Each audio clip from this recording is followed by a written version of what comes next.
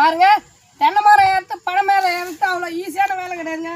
நாங்கள் வந்து சும்மா ஃப்ரீயாக இருக்கிற டைமில் எங்கள் ஃப்ரெண்டுங்களுக்காக இளநீர் பெருக்க தேங்காய் பெருக்க வருங்க. எங்களுக்கு இது ஒரு ஜாலியான டைம் பாஸ் மாதிரிங்க. பாருங்க, இதை நெத்து மட்டும் தள்ளிட்டுனா அதில் இளநீர் எடுத்துக்கலாம். அது நல்லாயிருக்கும். இதில் நெத்து மட்டும் நெத்து மட்டும் தள்ளணுமாப்ல. தென்னை மரம் ஏற்று இறங்கலாம் சாதாரணமாக இறங்க பாத்தியாரு. அதை இதில் இளநீர் வேணாம்ல, அதில் சூப்பராக இருக்கும். அதெல்லாம் எடுத்துக்கலாம். லாஸ்ட் இறங்குற வரைக்கும் கூட உனக்கு படம் எடுக்கிறேன். நான் எதுனா சன் டிவியில் கூட போடுறோம். பயப்படாத, உஷாராக ஒரு தைரி தான்.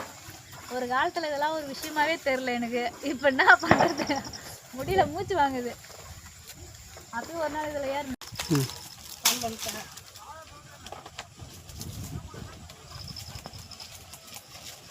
பாருங்க, மரம் ஏன்னா இது ஏறணும், இறங்கினா இது போல இறங்கணும்.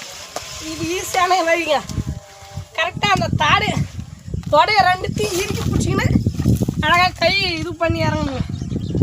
இப்படி தான் நாங்கள் ஒவ்வொரு மரமும் ஏறி இறங்கிறது இது போல தான் இறங்குறோம்.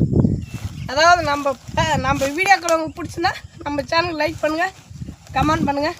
நன்றி.